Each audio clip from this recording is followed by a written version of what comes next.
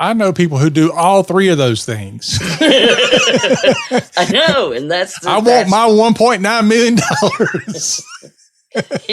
Yeah, I'm pretty sure you're not going to squeeze that out of the ones you know. But I want my $1.99. There you go. Help me with hip hop. Let's get it right. Protect your patience. Day and night. Donna and David, the experts on your side. Help me with hip hop. Let's get it right. All right, Don, I got a question for you. Uh-oh. So when is a half-truth also a whole lie? Well, that's always, as they say, it depends. Because in today's episode, we have some half-truths that are presented as full truths. But as you and I know, really, you can't have both. It's either the truth or it's a lie. Yeah, when there's things that you've got complaints that use the term half-truth. Yeah. When you're talking about cybersecurity, it is, you don't really have, partial safeguards. They don't work really well. We had this seatbelt halfway on. How's that work? There it is.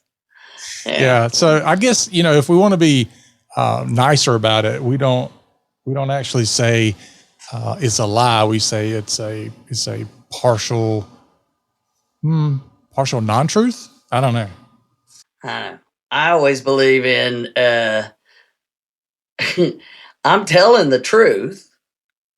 It's just, it's like, oh, you're supposed to be eating healthy. What'd you have for chicken today? What'd you have for lunch today? I had chicken. Great. No mention of the fact that it was chicken wings or fried and coated and stuff and, all of that. Yeah, I just had chicken. There it is. It's all about how you present it. Yeah. Chicken and waffles. With nanners. Yeah, gotta have your nanners. We have our regular go-to statements like that. It's kind of like stay out of my breeches. If you're a long-time listener, you'll know what it all means. Yes. Otherwise, go back and listen to the other 500 episodes. Somewhere in there, we talk about nanners a couple of times. All right, so let's talk about. So it's a big name biotech company. I've never heard of them, but big name, Illumina, and they had to shell out $9.8 million to settle allegations that they misrepresented their cybersecurity. So not a data breach. No. Like you just said you were doing something that you ain't doing. Yeah, wow. And then there's another 1.9 million, and I've seen it. I don't know whether the 1.9 million the whistleblower gets is in addition to the 9.8 or part of the 9.8. Because I've seen some say it was 11 million something because of the additional whistleblower 1.9 million. So yeah. All I got to say is after this recording, I'm changing my job status to professional whistleblower. Because it apparently pays pretty good. Yeah, but the stress you have to go through to get to that and the years it takes, I don't know if I could handle that. Look here, I got AI. I can fabricate anything. Yeah, unfortunately, that's where we are, isn't it? But this case goes back to, like, it was originally filed under seal. What is a phrase on it? In camera under seal in September 2023. Okay. So, and it got resolved this year with this settlement. And the settlement is one where they're just saying, oh, we took care of everything, but it seems like they took care of it after this was filed. But Who knows? But this is the things that we're reading in here are not things that we necessarily think is uncommon. Mm-hmm. We'll just go with that. And I've had discussions in plenty of cases where it's like, can't we get secure by design? And everybody that you talk to, oh, I've got this great new thing, but I'll do security once I've sold some. Yeah. Security is not part of actually developing the app. Mm-hmm. It's something you do in addition to afterwards. That's kind of like, oh, we're going to make a training manual. They see security as the same thing. Yeah. Yeah. That's kind of building the house backwards, kind of thing. Mm-hmm. It's like, we'll make sure that the piers under the house are good after we have the roof put on. After we've sold the house, we'll go back and make sure the foundation's good. Yeah. and put some locks on the doors and that kind of stuff. We don't need those at all until it's sold. And yeah, if nobody's living there, why do you need locks on the door? Good point. So this one, it is one that we've talked about repeatedly about the importance of when you're working with third-party vendors asking the questions. Mm-hmm. And in this particular case, their apps were genetic sequencing, so that it fell under medtech, which fell under the FDA, which requires certain certifications for cybersecurity, which, like an EHR doesn't, which is sad. But the DNA stuff, they had two called Local Run Manager and Universal Copy Service, two pieces of software that ran like on all these different machines and products. And this has come about because now, and here's one that's really interesting, because a lot of times people will be like, yeah, but they don't have a contract with the government. Okay, that's fair. Mm-hmm. However, if you're getting hundreds of millions of dollars in Medicare reimbursement, where does the Medicare money come from? Government. Indeed. So a lot of people don't realize that, I think, even in some of these businesses, but also you're getting that data, and that's your HIPAA protected data, and you're loading up with it. And so you've got HIPAA, but the FDA cybersecurity rules are even stricter in a lot of ways than HIPAA is. Mm-hmm. And you're supposed to claim that you meet certain standards with your software, like the ISO standards, the NIST cybersecurity standards. And they, of course, said we are committed to data security. Of course. And they have, we have the expertise, we have everything, we're good to go, we comply. I can tell you from experience, I know they said it. Yeah. Companies say it, but do I feel comfortable that that's actually happening behind the scenes? Not until I talk to people. Yeah. Now, I don't know if you know this, but the False Claims Act, I'm wondering if it can apply to, let's just say, MSPs, if they're helping a healthcare provider get something that, could fall under Medicaid, or, back when meaningful use was a thing and they got government money, things like that. Could that be something that catches an MSP up in it? Because you worried about something, David? I'm not. but I am asking the question for somebody else. Yeah, I'm asking for somebody else. Well, see, you're technically not getting the money from the government.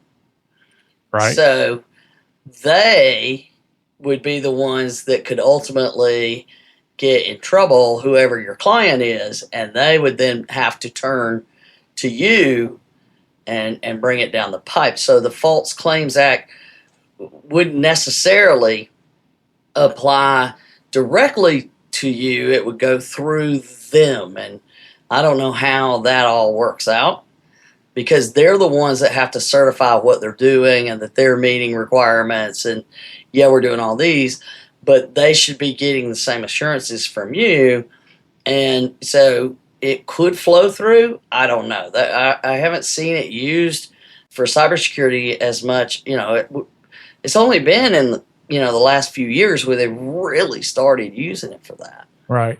I guess what I'm thinking is, let's say you have an MSP that is either doing something or supposed to be doing something. And basically you have a client that's now attesting they've done something, or maybe the MSP, attest on their behalf, because, sometimes a client will hand me something and say, hey, are we doing this? And you're like, yeah, you're doing that, whatever.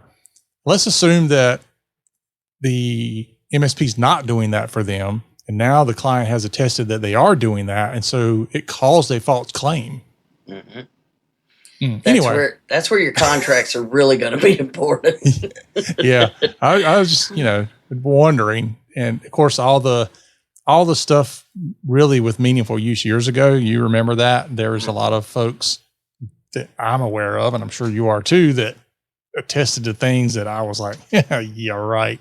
Yeah, you're not really, well, I mean, we don't get it like we used to, but back then when anybody asked, they'd say, can you backdate an SRA? And we're like, no, but I attested and I didn't know that's what I was supposed to do. Well, I'm not touching it. So in this case, they knew all of those things. I mean, we're talking a multi-billion-dollar company. We're not talking, two-doctor office. And this is stuff since like 2016, is alleged issues from 2016 all the way up into 2022, 2023. So according to this settlement, that they knowingly provided deficient cybersecurity products or services, knowingly misrepresented their cybersecurity practices or protocol, and knowingly violating obligations to monitor and report cybersecurity incidents and breaches. I know people who do all three of those things. I know, and I want my $1.9 million. Yeah, I'm pretty sure you're not going to squeeze that out of the ones you know. But I want my $1.99. There you go. But yeah, they knowingly did these things and still claimed their software complied with all these standards.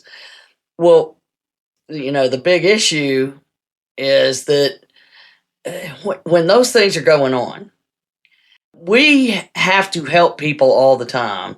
In fact, we know at the end of the boot camp, there's going to be a conversation of how do I get leadership to take this seriously? Yeah. I've drank the Kool-Aid. I've learned all these things I'm supposed to be doing. I know we're not doing it right. How do I get leadership to take this seriously? So this is a across the board issue that the only question is, where are they playing in the big game of risk, that we play all day, every day. And so in this case, there's an employee, Erica Lenore, who worked for Illumina and was a director for platform management. And they actually did like a security kind of assessment stuff, trying to figure out where things were because problems came up, and apparently she became a rusty wheel, so to speak, and they started demoting her and until she was fired for cause, of course, because suddenly you've gotten all these great reviews and then suddenly you're demoted and you start getting terrible reviews. And the only thing that changed was you kept yelling about nobody's paying attention to security. That's the only thing that changed.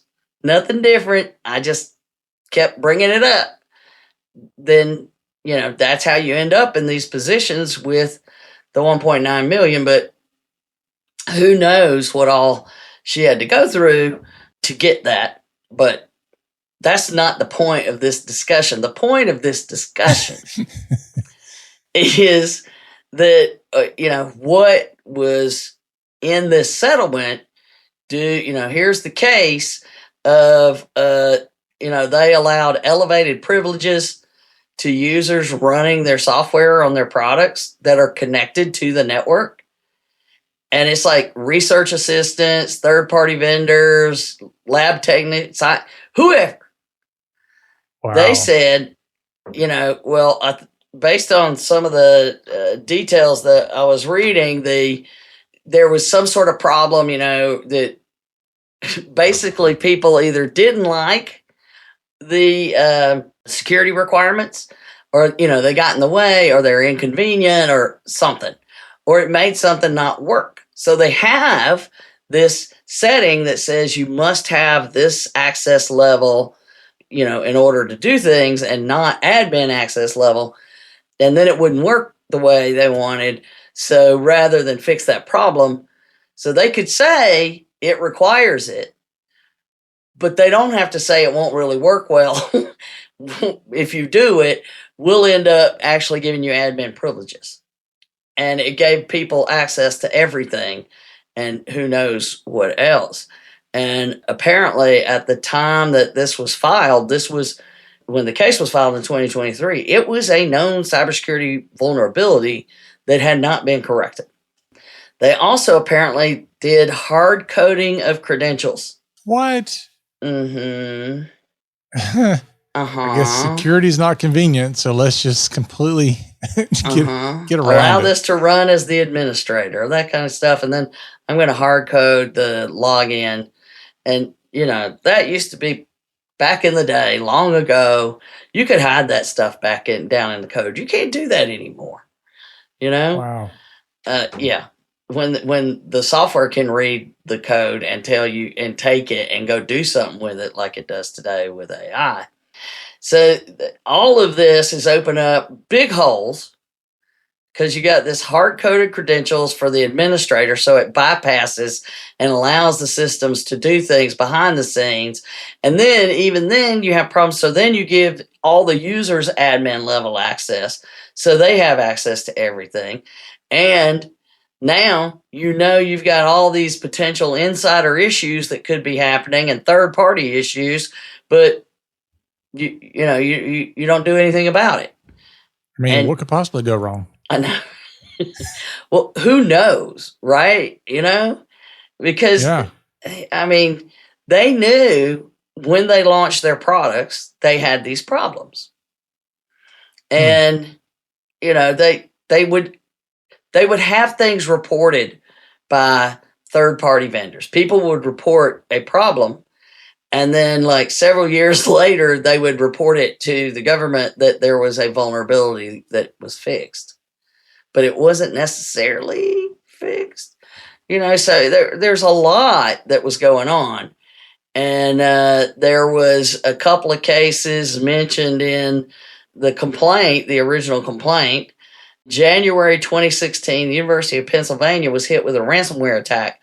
And one of the professors was specifically told by the company, do not change your login information on this system. Because it called up and said, I got to change my login. We were hit with a ransomware attack. Nope, don't do it. Wow. And then in 2018, similar thing, when, another ransomware attack, similar thing, don't change your stuff. So how can I be secure if the vendor is not going to allow me to be secure? And, and according to the complaint, there are a lot of high-level meetings that took place pointing out that these things needed to be fixed, and nothing was ever done, but they would prioritize their time to market over security repeatedly, over and over again. And then, so that goes back like 2016, we got 2017, 2018, stuff reported all the way up. Here's a meeting, April 2022. And the director of product security at this all hands meeting delivered a presentation at the meeting, and it's specific. So they were, candy coating it even then, specifically covered problems as quote unquote SDLC opportunities. And SDLC is software development life cycle, right? Okay. So not problems, opportunities. That's what they say. We don't have problems. We only have opportunities. Okay, fine. But they even have screenshots from said presentation in the complaint. Oh. Yeah. So if these things have been going on all the way back 2016, that's documented here.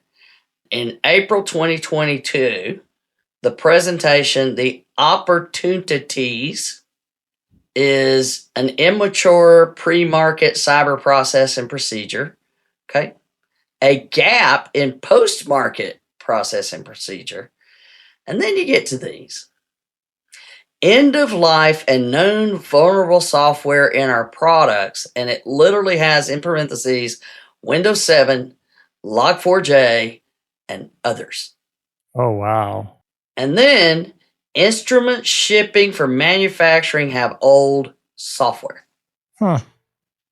Now, if that's an internal in 2022, and you've got these cases from things that happened prior, I have a great deal of concern about that true commitment to security. It's like we hear all the time. Well, I've got to make some money. I've got to get it out there. And this was the point that the last item on the screenshot was shift left. Issues identified in development are far faster and cheaper to resolve than in the field. Great. I agree. It's like, do it left of boom. You know? Yeah. So the Windows 7 mainstream support, just looked it up. Yeah. The mainstream support ended in 2015. Okay. Extended support ended in 2020. Okay. So, and when was the big Log4j thing? Was it 2020? Let me ask. So, but they're pointing out, let's do something in development. Let's do the pre-market processes and procedures. So this is literally discussed in the meeting, April 2022. So Log4j was in the last part of 21. Okay. So it was fairly new at this time, and they knew they were shipping it. Wow. Okay. They also have additional things on the gaps in the pre-market, because it does talk about the immature pre-market cyber process. And it says in more detail, instruments are not, quote unquote, secure by design. And it literally says no records of an instrument penetration test to date. I wonder if Miss Lenore wrote some of this stuff. Well, no, she was not the one that was director of product security. You know, she's the one that did the slide deck. Yeah, she did not do the slide deck. She listened to the slide deck and was like, "Yeah, I keep telling y'all, they don't have any of those things happening on instrument cyber technical testing, vulnerability scanning, and code analysis is a gap. They're not doing them." The software bill of materials and the post-market stuff not being done. And at that time, it was something that you were supposed to be starting to do. Post-market cyber risk management not in place. No retroactive pre-market risk analysis of on-market products. And then product incident response gaps. Capability to respond to a vulnerability report and cross-functional roles and responsibilities, they don't have playbooks or response plans. So if those are problems presented in April 2022, and apparently at that meeting, there was a proposal that recommended exactly what we should do to create, quote unquote, a minimal viable product for cybersecurity protections. Okay. Yeah, they didn't act on those at all. They kicked them to the curb. Are you serious? According to what's here. And that's when they said that these vulnerabilities, when they did finally report them, they used half-truth of their status. I mean, they went so far as to completely remove access limitations and give admin access, to everything on the system, not just their software. I mean, if you're doing it that far, it's like you talk about when they call and say, oh, we're getting a new copy or we need admin access. Yeah. I mean, I've had a software developer tell me the only way our software run is if you give everybody admin users to make it run. Oh my God. I'm like, no, I don't think so. Yeah. And hopefully it wasn't genetic sequencing software. It was not. It was not. So it's just, why? I still can't understand why people can't tolerate any security. I can understand when it's too much because, people can go overboard. Mm. there certainly is a too much security. No doubt. Mm-hmm. Matter of fact, if I want to prevent you from getting attacked, I can pull the cable from your computer so you can't get online. That's probably too much security. But what I don't understand is when people can't tolerate any level of inconvenience for security. Yeah, because that's not the world we live in. You bring it up all the time. Like, well, why do you have keys to get into your car and in your house, or punch in codes to get into stuff? Like, getting to your money in the ATM, not convenient, right? You got to put codes in and have that card and all this. They'll do that, but when you put a little bit of friction between them and their systems or their data, it's too much. Like, come on now. Come on, man. And that's why I always, the 3 rules of security. If you do all 3, if you treat all cybersecurity the same way, when there's disagreements or figuring out what's enough and what's not enough, what's too much. Mm-hmm. And every single time somebody's come to me with a problem and we analyze these 3 questions, we have to say security's not convenient. So just because it's not convenient doesn't mean we get to remove it. It's not optional anymore because we live in that crazy world and the cyber attacks and all this other stuff. But the 3rd one is it can't prevent you from doing your job effectively. Yep. But and like I always say, the IT folks only focus on 1 and 2. The users only focus on 3. Yeah, I think I mentioned it to you, but I actually had somebody recently tell me, I don't want MFA on my email because I come to work at 8:00 and my first patient is at 8:00. I don't have time to deal with MFA. I'm like, can you get to work at 7:59? We're not talking about a huge inconvenience here. No, and there's so many ways to do it now where, it's really not that bad. If it's something you're using all the time, it's pretty easy. Yeah. But I know, you just kind of like, okay, I get it. It's getting in your way, but it's not getting in your way that bad. We're talking, how long does it take to put in the MFA code? 20 seconds, even if you have to pull your phone out and look at it? Or even the ones where you can just go, yes. Is right. it you? So, yes. Yeah. You can't tolerate 10 seconds, 20 seconds to prevent a data breach or business email compromise. You can always tell the ones who've not yet suffered through one. Yeah. You think you don't have time now. Yeah. You wait till that happens. Yeah. Oh my gosh. It's awful. And so in this case, they were certifying, yes, we're doing all these things and would have those features and we've got it, but it clearly wasn't happening. And with all of those things listed in that, it was just one thing or another. But if these print screens, screenshots of the slide deck are for real, and they were presented that way in a legal complaint, so I would think if they weren't for real, that would have been already argued and it would cause the whole thing to get tossed out. Yeah. So I'm going to go with they're for real. For real. For real. Row. Ruh-roh. Leave out all the other details. If I knew the time frame, and then you know that this is being discussed at an all-hands meeting in 2022, and I mean, they've got like 7, 8, 9 products that use these.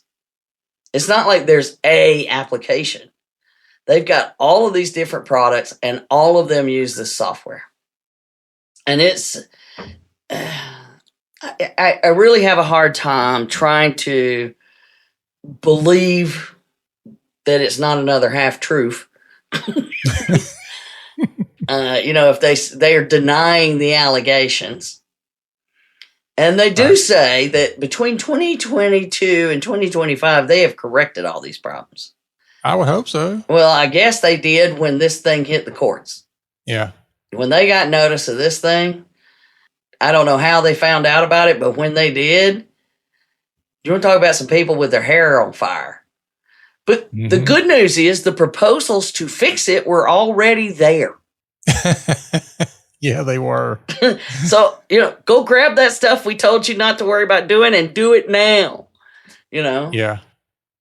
Well, I imagine, I don't know this, but if they come to court and they are doing these things, they probably gave them a better outcome than if they would have not done any of it. So it could have been worse. Yeah, it could have been worse. Potentially. I don't know that, but potentially. Yeah, and there's not like monitoring things like under HIPAA, because this is under the False Claims Act, and it's cyber fraud. Is, you're saying that you're doing these things to protect us, and then you're literally ignoring it, is basically what the case is saying. And, it's $10 million, no matter how you look at it.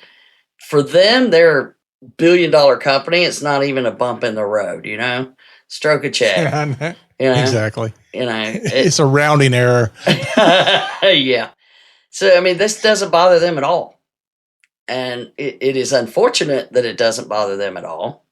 Yeah. But at least it's something, and it's notifying the other vendors out there that they should be paying attention to these things and making sure you're doing them.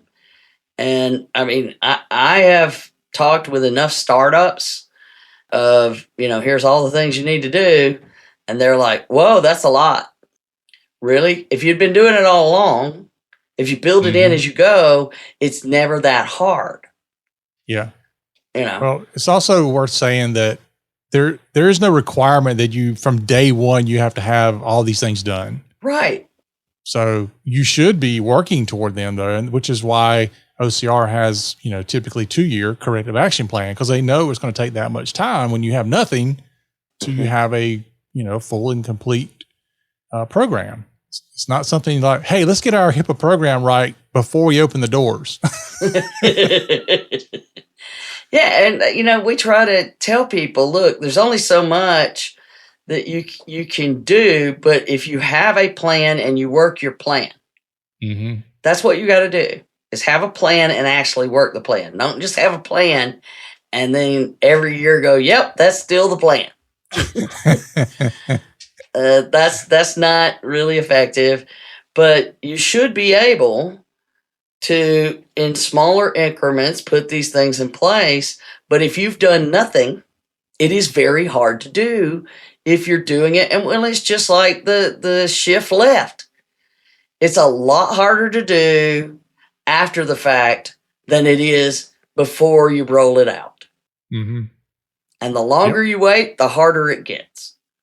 And I don't know any other way to get people to truly understand just how important it is to just go ahead and bite the bullet and say this security is part of development.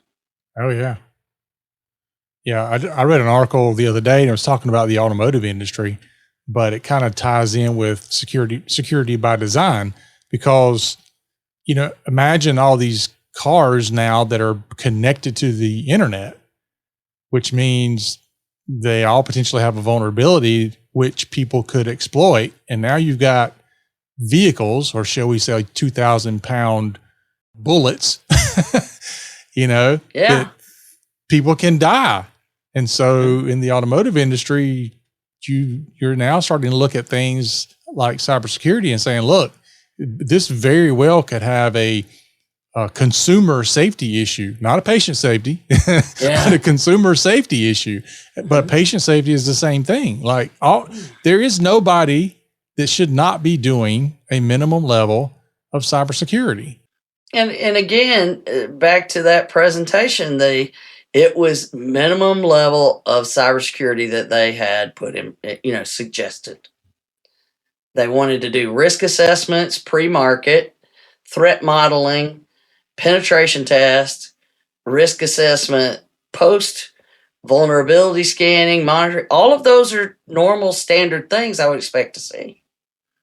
Oh, and by the way, they're required in order to put to market your products. You said you were doing them. So I don't know. I understand. I understand I've got to get something out there and sell it in order for me to have time to do but if the developers themselves built the security in, if the developers did the work up front instead of, well, they don't want us to do security. You just, I don't know, here's our process. We don't skip security. And if that became the standard for development, then you would have less and less opportunity, when it's not acceptable to do that, when other developers look down on you because you skip security, that's what it's going to take. That the professionals doing the work have to actually put it in place. And the number of ones of the people writing code that will just argue with you about how hard that is. Really? Do you know how hard it is to fix it once you've done it? Put those things in place. But a lot of it goes back to the shift to agile development, where, the whole point was we'll fix the problems on the back end. But when that was introduced at that ski lodge where everybody came up with the idea, when that was introduced, cybersecurity was not the problem that it is today. No. Maybe we go to a beach and we figure out a new... That's exactly what it takes. We talk about supply chain risk management all the time. And when you are trying to vet these vendors and they're telling you they're doing these things and showing you their documentation even, but they're not doing them. I mean, it's just, it's hard. But it doesn't mean you don't do it though. Don't get me wrong. Don't throw your hands up and say, well, we're just not going to vet any vendors. It doesn't do any good. You still have to do it. But yeah, it's a cascading problem for sure. Well, and it's one of the things that, you're seeing starting to bubble up occasionally. And I believe it should be in the business associate agreement that I could ask you to show me proof that you're doing the work. Yeah. And not just, take your word for it. Trust me, I got it. Trust but verify. I should be able to do that. But, no one wants to do that. They should have some level of transparency they're willing to have. I don't need to see the details of your security. I need to see the details of your program. How is it managed? Is it actually being followed? Yeah. Yeah. I've actually thought recently about, whether or not that is a viable service in and of itself, because I've got people that they're not clients of mine, but they also don't know anything about the MSP they're dealing with as far as what they're doing. They're just completely trusting this stuff's being done. And you know what? I hope it is being done, but they don't have the knowledge or the skills to even verify. Even if somebody sent them the verification, they don't know what they're looking at. Yeah, and that's so what we run against a lot. I think it's a good idea if you're an MSP, maybe you've got people that you can go out there and say, look, I'm not trying to get your business as an MSP. I'm trying to help you vet or prove that your current MSP is actually doing what they're supposed to be doing. And maybe that's something that you can do for them if you understand all that stuff. Yeah. And, what we try to teach is here's some red flags. And if you see any of the red flags, then that's when you get somebody that understands it more to really look at it. Yeah. Yeah. Good idea. There you go. But that's right. Another discussion. Yep. Not we'll for today. Talk about that. That's another half truth we'll talk about. All right, folks. That is our show for today. Thanks for listening. Be sure to share this out and leave us a review if you haven't. We haven't asked for those in a while. So go on over to wherever you listen to the podcast. Leave us a review. We appreciate it. Until next time, remember for Donna and myself, that HIPAA is not about compliance. It's about patient care. You've been listening to the Help Me with HIPAA podcast, hosted by Donna Grindle and David Sims. The show created to help you with HIPAA. For more information or to ask us a question, visit our website at helpmewithhipaa.com. Neither Donna Grindle or David Sims are attorneys, and they do not offer binding legal advice concerning regulatory compliance. The information in this podcast should not be relied upon or construed as legal advice in any way. Consult your attorney for legal advice concerning compliance with HIPAA regulations.